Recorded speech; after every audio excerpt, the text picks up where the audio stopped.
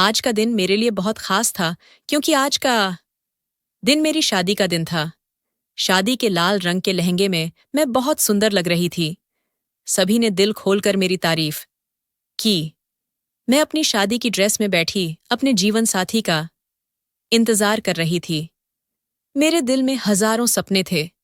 हर लड़की की तरह मैंने भी एक रोमांटिक और खूबसूरत शादीशुदा जिंदगी का सपना देखा था। लेकिन मेरा यह सपना उस वक्त टूट गया जब मेरी शादी मेरे जीजा के साथ तय हो गई है। ऐसा नहीं था कि वो उम्र में मुझसे बहुत बड़े थे। वह एक पढ़ा लिखा और सुंदर युवक था, लेकिन मैंने उन्हें हमेशा जीजाजी के रूप में स्वीकार किया। मेरी दीदी सुनीता की मौत के बाद जब उनकी सास ने मेरी माँ से मेरे रिश्ते के बारे में पूछा, तो मेरी माँ मुझसे बिना पूछे ही मान गईं। जबान मुझे इस बारे में पता चला तो मैं उन पर बहुत गुस्सा हुई और काफी दिनों तक अपने परिवार से बात करना बंद कर दिया। एक दिन मेरी माँ ने मुझे अपने पास बुलाया और कहा, बेटा, हम सब तुमसे बहुत प्यार करते हैं और हम तुम्हारे इन बारे में कोई गलत फैसला नहीं करना चाहते। विकास एकम अच्छा, सुंदर और पढ़ा लिखा आदमी है। एक अच्छा लड़का है और उसकी मुख्य बात लालची नहीं होना और अच्छी कमाई करना है। क्या तुम उससे सिर्फ इसलिए शादी करने से इनकार कर दोगी क्योंकि उसकी शादी को आपकी बहन से हुए 2 साल हो गए हैं? कभी कभी वक्त के साथ रिश्ते बदल जाते हैं। मेरी प्यारी बेटी, फिर भी अगर तुम मना करना चाहती हो तो मैं आज विकास की माँ को फोन करके मना कर दूंगी। तुम रात को अपने फैसले की सूचना मुझे देना। मम्मी इतना कहकर चली गईं और मैं सोच में पड़ गई। मुझे समझ नहीं आ रहा था कि मुझे क्या करना चाहिए। मैं अपने कमरे में जब मैं कमरे आई तो मेरा फोन बज रहा था। मैंने मोबाइल उठाया तो उस पर नेहा कॉलिंग लिखा था। मैंने अपने दिल में खुश हुई कि मुझे अपनी परेशानी अपने दोस्त को बता दूं और कुछ अच्छी सलाह मांग लूं, लेकिन कॉल करने के बाद मैं होश खो बैठी। जब नेहा ने अपने बारे में बताया तो मेरी आंखों में आंसू आ गए कि उसके पति ने उसे घर से निकाल दिया था और उसके कीमती गहने भी ले गए थे। अब उसके परिवार वाले उसे लेकर बहुत चिंतित थे और वे कानूनी रूप से समस्या को हल करने की कोशिश कर रहे थे। इन सब बातों को सुनने के बाद मैं अपनी चिंता भूल गई, उल्टा नेहा को सांत्वना देने लगी, जिसकी अभी 6 महीने पहले ही शादी हुई थी और अब इतने कम समय में इतना भयानक परिणाम देखा है। उसकी पूरी कहानी सुनने के बाद मुझे एहसास हुआ कि दुनिया बहुत मतलबी और भ्रमजाल है और बड़ों के फैसले के आगे झुकना बुद्धिमानी है, क्योंकि वे अपने अनुभवों के प्रकाश में सबसे अच्छे निर्णय लेते हैं। मुझे लगने लगा कि मेरी माँ का फैसला 0% सही था और तभी मैं अपनी माँ के पास गई और उन्हें बताया, माँ, मैं विकास से शादी करने के लिए तैयार। हाँ। माँ, जो इस वक्त रसोई में खाना बना रही थीं, मेरे मुंह से ये शब्द सुनकर वह हैरान भी हुई और खुश भी। साथ ही उन्होंने मुझे गले से लगा लिया और मेरे माथे को चूमकर मुझे ढेर सारी दुआएं दीं। माँ को खुश देखकर मैं भी खुश हो गई। मैंने शादी के बाद सुनीता दीदी को हमेशा खुश और अच्छे कपड़े पहने देखा था, जिसकी वजह से मेरे दिल में कोई डर नहीं था। शादी के बाद पहली बार मैं दुल्हन बनकर उनके कमरे में दाखिल हुई और जैसे ही दीवार पर अपनी बहन की तस्वीर देखी, मैं उनके पास जाकर बोली, मेरी प्यारी बहन, तुम बहुत याद आती हो। आप इस दुनिया से बहुत जल्दी दूर हो गई हैं। मुझे ऐसा लगता है जैसे आप इस दुनिया में अपनी सारी खुशियां मेरे पालने में ऊंडेलने आई थीं। इतना कहकर मैं नम उसकी तस्वीर को प्यार से देखती हुई सजे हुए बेड पर आकर बैठ गई। अब मैं विकास का इंतजार कर रही थी। मैं आने वाले खूबसूरत पलों के बारे में सोचते हुए शर्म से सिकुड़ रही थी। उसी समय मुझे दरवाजे की कुंडी घुमाने की आवाज सुनाई दी, तो मैंने नीचे देखा। विकास अंदर आए और दरवाजा बंद कर दिया। विकास बिस्तर के करीब चले आए और चुपचाप, जैसे वह गुस्से थे वैसे ही वापस चले गए। दरवाजा बंद होने की आवाज सुनकर मैंने आश्चर्य से अपना चेहरा घूंघट से बाहर निकाला और यह देखकर हैरान रह गई कि मेरे सामने मेरे दीदी की तस्वीर अपनी जगह से गायब थी। मैं कुछ देर वहीं बैठी रही। मुझे नहीं पता था कि मुझे क्या करना चाहिए। क्या मैं समझूं कि विकास 1 साल बाद भी अपनी पत्नी की मौत के दर्द को भुला नहीं पाए हैं? उन्हें उस वक्त मेरे पास होना चाहिए। कुछ सोचकर मैं अपनी जगह से उठकर उनके पीछे हो ली। मैं सांत्वना के कुछ शब्द कहकर उनका दिल बहलाना चाहती थी ताकि हम दोनों एक दूसरे के बारे में कुछ बात कर सकें। मैं कमरे से बाहर आ गई और उसी कमरे में गई जिसमें विकास गए थे, लेकिन वह बंद था। मुझे आश्चर्य हुआ। मैं अपने भारी भरकम कपड़ों से परेशान होने लगी थी। सुबह से रात तक आराम न मिलने के कारण मुझे नींद आने लगी थी, तो मैं अपने भारी कपड़े लेकर कमरे में लौट आई और कपड़े बदलकर सो गई। अगली सुबह जब मेरी आंख खुली तो विकास बिस्तर के किनारे बैठे थे और मेरी सास उससे नाश्ते के लिए कह रही थी। मुझे उठता देखकर विकास बोले, नए जीवन की नई सुबह मुबारक हो। विकास ने इतने प्यार से कहा कि मैं पिछली रात के खराब मूड को भूलकर मुस्कुरा दी। उसी समय मेरी नज़र सामने की दीवार पर लगी दीदी की तस्वीर पर पड़ी। दीदी की तस्वीर दोबारा अपनी जगह पर आ गई थी। फोटो देखकर मुझे ऐसा लगा जैसे वह हमें देखकर मुस्कुरा रही हो। मेरे भी होठों पर मुस्कान फैल गई। हमारे लिए नाश्ता आ चुका था, तो मैं फ्रेश होने चली गई। विकास और मैंने अपने कमरे में बेहद खुशगवार माहौल में नाश्ता किया। नाश्ते के बाद विकास के कुछ दोस्त मिलने आए, तो वह उनके साथ चला गया, जबकि मैं तैयार होने लगी। पूरा दिन मेहमानों से मिलने में बीत गया। आज मैं बहुत खुश थी। विकास का रवैया देखकर उम्मीद थी कि जल्द ही हम करीब आ जाएंगे और एक दूसरे को समझ ही पाएंगे। लेकिन जब रात हुई और मैं उनका इंतजार करने लगी, तो मैं बहुत निराश हो गई, क्योंकि कल रात की तरह विकास कमरे में आया और दीदी की फोटो ली और दूसरे कमरे में ऑन चला गया। मैं बैठकर उन्हें उत्सुकता से देखने लगी। मुझे उन अनम पर तरस भी आया। साथ ही मुझे दीदी की किस्मत से जलन भी हो रही थी, जिसे इतना प्यार करने वाला पति मिला था कि उन्हें भुला ही नहीं पा रहा था। जब मैं कमरे से निकली और विकास के साथ दूसरे कमरे में गई, तो उसने पहले ही कमरा बंद कर लिया था। मैं वहीं खड़ी हो गई थी और मुझे अंदर से विकास की कुछ कहने की आवाज सुनाई दे रही थी। वे किसी से बात कर रहे थे। मैं दरवाजे पर कान लगाकर सुनती रही, पर कोई भी शब्द समझ नहीं आया। तब मेरी सास मुझे आती हुई दिखाई दी। उसने पूछा, क्या हुआ, तुम यहाँ क्यों खड़ी हो? अब मैं उन्हें क्या बताती है कि 2 दिन की दुल्हन अपने पतियन के पीछे भाग रही है और वह से जान छुड़ाकर भाग रहा है। मेरी शक्ल देखकर मेरी सास खुद ही समझ गई और बोली, कोई बात नहीं, कुछ दिनों की बात है, फिर सब ठीक हो जाएगा। मैं निराशा में अपने कमरे में वापस आ गई और दीदी और विकास के जीवन के बारे में सोचते हुए बिस्तर पर लेट गई। हम 2 बहनें थीं। सुनीता दीदी मुझसे 2 साल बड़ी थीं। हमारे माता पिता ने हमें बहुत प्यार और स्नेह से पाला था।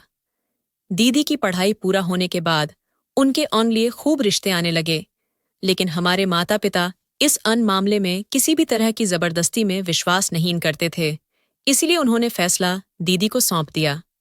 मेरी माँ की सहेली के बेटे विकास का रिश्ता आया। माँ बहुत खुश हुई और उसकी खुशी देखकर दीदी भी मान गई और पापा ने भी विकास को बहुत पसंद किया था और विकास खुद सुनीता दीदी को एक समारोह में देखकर उसे पसंद करता था। मैंने उनकी शादी को खूब एंजॉय किया। इकलौती संतान होने के कारण मेरा विशेष महत्व था। शादी के बाद मैं अक्सर अपने दीदी को अजीब सी उलझन में उलझा हुआ देखा करती। खासकर जब मैं उसके घर रहने आती थी, तो वह रात में कई घंटे बाहर टहलती रहती थी। जब भी मैंने उनसे कारण जानना चाहा, वह हंसती और मुझे टालते हुए कहती, बस यूं ही कमरे में दिल घबरा रहा था, इसलिए मैं बाहर आ गई थी। ये बात एक बार मैंने अपनी माँ से कही, तो वो भी हंसी और बोली, पगली, नए घर में एडजस्ट होने में थोड़ा टाइम लगता है। जब भी दीदी हम लोगों से मिलने आती थी, वह बहुत सजी संवरी और खुश होती थी, इसलिए मैंने भी इस भ्रम को अपने दिल से निकाल दिया था। लेकिन एक बार रात को जब विकास दीदी को हमारे घर रात बिताने के लिए छोड़ने आए, तो मुझे उनका तौर तरीका संदेहास्पद लगा। मानो वह नशे में हो या नींद के प्रभाव में हो, या फिर शायद वह उस दिन जल्दी में थे और इसीलिए दीदी को हमारे घर छोड़ने के बाद कार को हवा में उड़ते हुए चले गए थे। मैं दीदी से इस बारे में पूछना चाहती थी, लेकिन जब मैंने उनसे पूछने उनके कमरे में आई, तो वो आंखें बंद किए आराम कर रही थी। मैंने उन्हें छेड़ना उचित नहीं समझा और वापस अपने कमरे में चली आई। अगली सुबह मैंने यह बात दीदी को बताई, तो उन्होंने कहा कि ऐसी कोई बात नहीं है, हमारी बस थोड़ी सी लड़ाई हुई थी, इसलिए वे अंदर नहीं आए। फिर 2 दिन बाद विकास बहुत ही उत्सुकता से दीदी को लेने आया और उनसे माफी भी मांगी। दीदी का जीवन बहुत अच्छा चल रहा था, लेकिन अचानक कुछ महीनों के बाद वो हम सबको रोता हुआ छोड़कर चली गई। उनके मौत की खबर हम सब पर बिजली गिरा गई थी।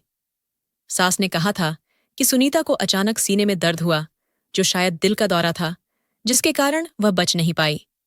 इस सदमे से बाहर निकलना हमारे लिए बहुत मुश्किल था, लेकिन क्रूर समय जो हर गम पर मरहम लगा देता है। कुछ समय बीतने के बाद हम भी जीवन में अपने मामलों में लौट आए।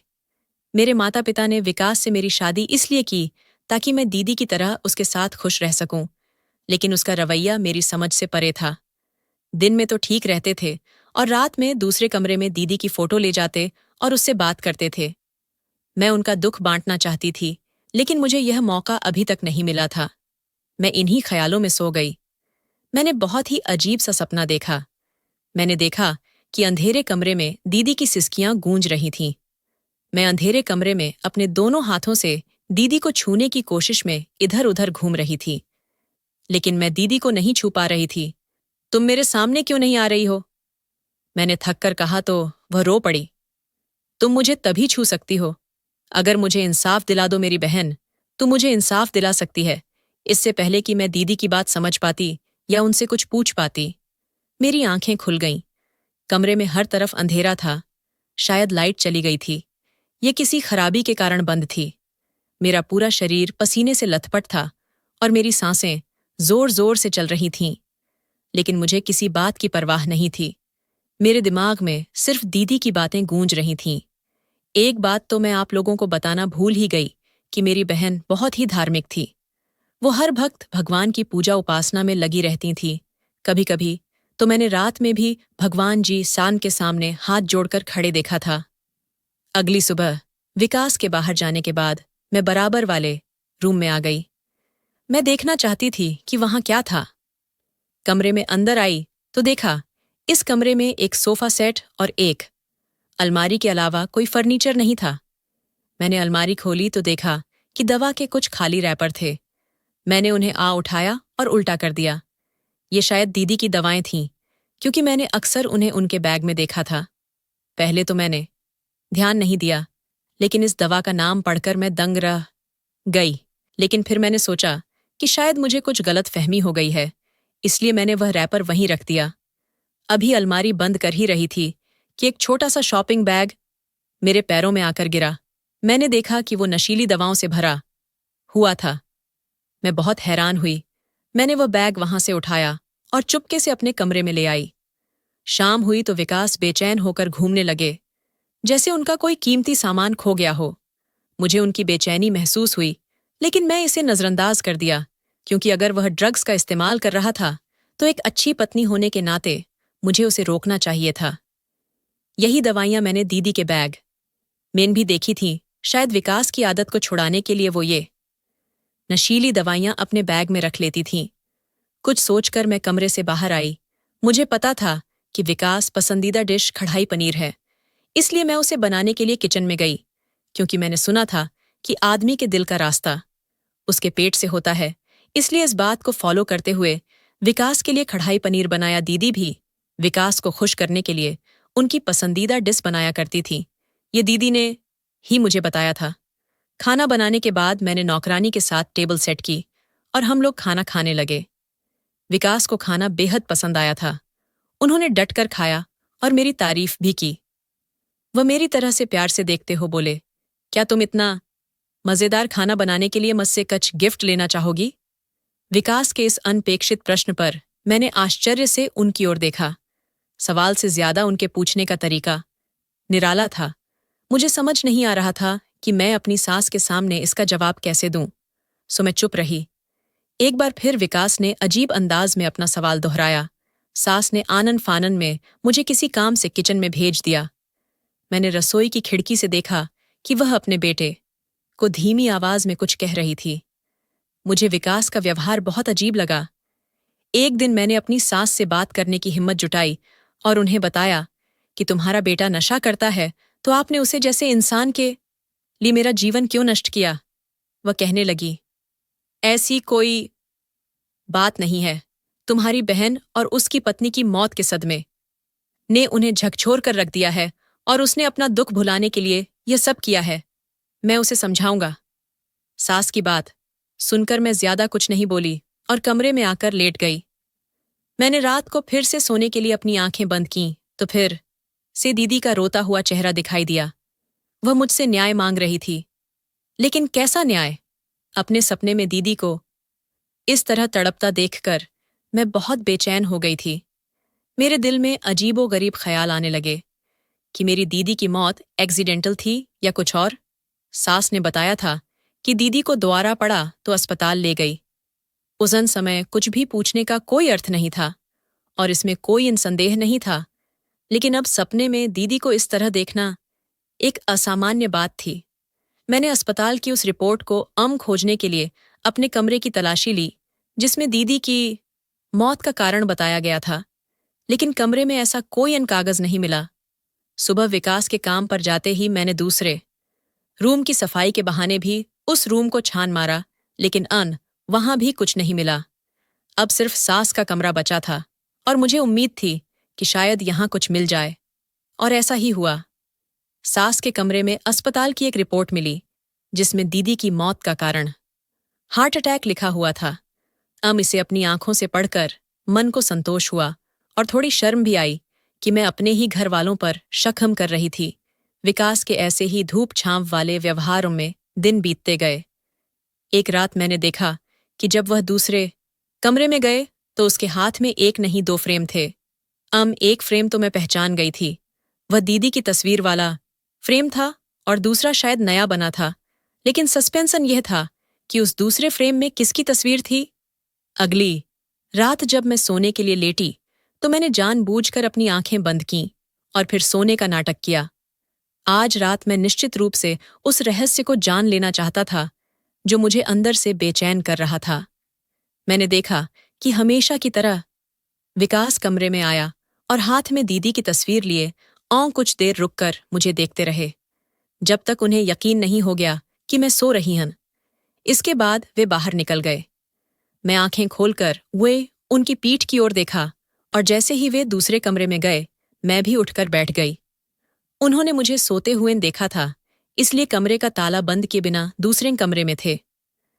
कुछ देर बाद मैं खामोश कदमों से धीरे धीरे चलकर बराबर वाले कमरे के सामने आ गई। मैंने धीरे से दरवाजे की कुंडी घुमाई और दरवाजा खुल गया। मैंने कमरे में झांका तो विकास दीदी की तस्वीर पर झुककर कुछ बातें कर रहा था। विकास की बातें मैं सुन सकती थी। वो फोटो से बातें करते हुए कह रहे थे, मेरी प्यारी शहजादी, तुम दूसरी दुनियाओं में कितना अकेला महसूस कर रही होगी। मैं तुम्हें उदास नहीं देख सकता और जल्द ही तुम्हारा अकेलापन दूर कर दूंगा, बस थोड़ा इंतजार करो। इतना कहकर विकास ने अपनी गोद से एक और तस्वीर उठाई और दीदी की तस्वीर के साथ लगा दी। दोनों तस्वीरों को आपस में मिला कर वह कुछ और कह रहा था। मैंने वह तस्वीर नहीं देखी, लेकिन उसके दिल को छू लेने वाले शब्द सुनकर मेरे पैरों तले जमीन खिसक गड़। मैं वापस अपने कमरे में चली आई और बिस्तर पर बैठ गई और एक गहरी सांस ली। मुझे ऐसा लगा जैसे मैं मीलों चल चुकी हूं। मैं बिस्तर पर लेट गई और सोने की कोशिश करने लगी। विकास आत्महत्या के बारे में सोच रहा था, दीदी के पास जाने की सोच रहे थे। हो सकता है कि दीदी के साथ वह दूसरी तस्वीर उन्हीं की थी। मुझे विकास को इस हद तक पहुंचने से रोकना था। बहुत देर तक सोचने के बाद मेरी आंख लग गई कि तभी फिर से दीदी के कराहने की आवाज मुझे सुनाई पड़ी। वह लगातार न्याय की मांग कर रही थी। मैंने सपने में ही उन्हें वादा किया कि मैं उन्हें इंसाफ दिलाऊंगी। मेरी बात सुनकर वो मुस्कुरा दी थी। मैं बहुत ज्यादा मुश्किल में पड़ गई थी कि दीदी का मामला तो मैंने अपने जानने में निपटा दिया था। उनकी मौत हार्ट अटैक से हुई थी। माँ, फिर दोबारा दीदी सपने में क्यों आई थी? लेकिन दीदी से वादा किया था तो मुझे वैसे भी अपना वादा निभाना था और मुझे नहीं पता था कि इसे कैसे करना है। रात के किसी समय मैं उठकर मैं दूसरे कमरे में गई। विकास अब भी दूसरे कमरे में ही सोते थे, मेरे पास मेरे कमरे में नहीं सोते थे। मैंने दरवाजे को हल्के से धक्का दिया तो दरवाजा अंदर से लॉक था। मैं निराश होकर अपने कमरे में आ गई, सोच विचारों में गुम। कब मेरी आंख लग गई पता ही नहीं चला। सुबह सोकर उठी तो फ्रेश होने के लिए अलमारी खोली और कपड़े निकाले। यह देखकर मैं दंग रह गई कि मेरी अलमारी से वह दवाइयां वाला बैग गायब था। अब मुझे यकीन हो गया कि वह बैग विकास ने ही निकाला था। मुझे विकास को गलत रास्ते पर जाने से रोकना होगा। अब विकास को मरने से बचाना होगा। विकास को दीदी की यादों से निकालना पड़ेगा। यही सब सोचती हुई मैं फ्रेश होकर ईम आई और तैयार होकर बाहर आ गई। मेरी सास में नाश्ता ऑन बनाकर तैयार रखा था। मैं नाश्ता कर ही रही थी कि मेरी अन सास बोली, बेटा आरती, मेरे फोन का बैलेंस खत्म हो गया है। अपने फोन से डॉक्टर का नंबर लगा दो। सुबह से सर में दर्द हो रहा है, उससे पूछकर कुछ दवाइयां ले लूं। अपनी सास के बताए हुए नंबर को मैंने अपने फोन में डायल किया और अपनी सास की तरफ फोन बढ़ा दिया। गलती से मेरी उंगली रिकॉर्डिंग बटन पर लग गई और रिकॉर्डिंग शुरू हो गई। ये अनजाने में हुआ था, जानबूझकर ऐसा नहीं हुआ था। मेरी सास बात करती हुई अपने कमरे में चली गई थी।